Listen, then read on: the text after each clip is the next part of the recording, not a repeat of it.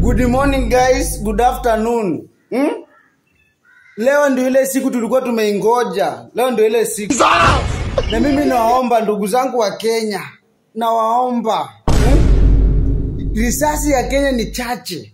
Risasi ya polisi wa Kenya ni chache. Ndugu zangu wa Kenya, ukipewa risasi yako, toka wengine pia wapate. Usikuwe na kimbelembele kama kwa matanga. Usirudie laini. Ukipewa risasi moja, toka mwingine pia apate. Wakati nitaulizwa, mimi pia niseme nimepata risasi yangu niende nionyeshane. Wa Kenya, wale wenye tumedeposit majeneza, mtu wache tukue mstari ya mbele.